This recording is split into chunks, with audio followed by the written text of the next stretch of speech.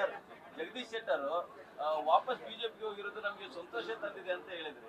ಯಾಕೆ ಅವ್ರೇನು ಹೇಳಿದ್ರು ಅಂತಂದ್ರೆ, ಜಗದೀಶ್ ಶೆಟ್ಟರ್ ಸಾಹೇಬ್ರಿಗೆ ಕೇಳಿದಾಗ ಅವ್ರು ಹೇಳಿರ್ತಕ್ಕಂಥ ಮಾತು, ನಾನು ಬಿಜೆಪಿಗೆ ವಾಪಸ್ ಬಂದು ಖುಷಿಯಾಗಿದೆ, ನನಗೆ ಸಂತೋಷ ತಂದಿದೆ ಅಂತ ಹೇಳಿದ್ರು.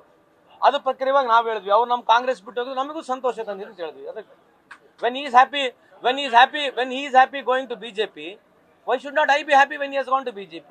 ಉಳಿದಂತ ರಾಜ್ಯ ನಾಯಕರೆಲ್ಲರೂ ಒಬ್ಬ ಹಿರಿಯ ರಾಜಕಾರಣಿ ಅಂತ ಹೇಳಿ ಎಲ್ಲಾ ರೀತಿ ಕಾಂಗ್ರೆಸ್ ನಲ್ಲಿ ಅವರಿಗೆ ಅನುಕೂಲಕರವಾದಂತಹ ವಾತಾವರಣ ಸೃಷ್ಟಿ ಕೊಟ್ಟು ಅವರಿಗೆ ತಮ್ಮದೇ ಆದಂತಹ ಒಂದು ವರ್ಚಸ್ ಕೊಟ್ಟಿದ್ವಿ. ಆದ್ರೂ ಅವರು ವಾಪಸ್ ಹೋಗಿದ್ದಾರೆ ಅಂತ ಕಿಡಿಕಾರಿದ್ರು. ಬಟ್ ನೀವು ಮಾತ್ರ ಅದನ್ನ ಈ ತರ ಹೇಳಿದ್ರಲ್ಲ ಸರ್. ಅಲ್ಲ, ನಾನು ಅವರು when he is happy going to BJP, why should not be I be happy? ಅವ್ರು ಹೇಳಿರ್ತಕ್ಕಂಥ ನಾನು ಬಿಜೆಪಿಗೆ ಹೋಗಲಿ ಖುಷಿಯಾಗಿದೆ ಅಂತಂದ್ರೆ, ನೀವು ಬಿಜೆಪಿ ಹೋಗಿ ನಮಗೆ ಖುಷಿಯಾಗೈತೆ ಅಂತ ಅದಕ್ಕೆ ಎಂಡಾರ್ಸ್ಮೆಂಟ್ ಮಾಡಿ ವಿನವರ್ತು ಅವ್ರ ವಿರುದ್ಧವಾಗಿ ಏನು ಹೇಳಿಲ್ಲ.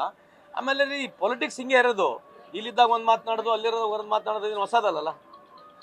ಆಮೇಲೆ ನಿಮಗೂ ಗುರ್ತೈತೆ ಏನು ಮಾತನಾಡ್ತಾರೆ, ನಮ್ಗಿಂತ ಮುಂಚೆ ನಿಮಗೆ ಚೆನ್ನಾಗಿ ಗುರ್ತಿರ್ತದೆ.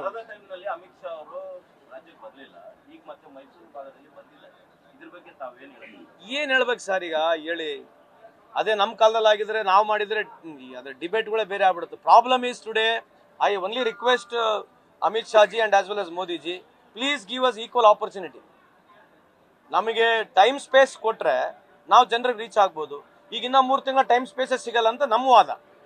ಅದು ನೀವು ನಮ್ಮನ್ನು ಬೈಬೋದು, ಸುಳ್ಳು ಹೇಳ್ತಾರೆ ಅನ್ಬೋದು, ಬಟ್ ನೀವು ಚೆಕ್ ಮಾಡಿ ನೋಡ್ರಿ, ನಮಗೆ ಈಕ್ವಲ್ ಟೈಮ್ ಸ್ಪೇಸ್ ಕೊಡಿ ಅಂತ ಅವ್ರಿಗೆ ಮನವಿ ಮಾಡ್ತಿದ್ದೀವಿ.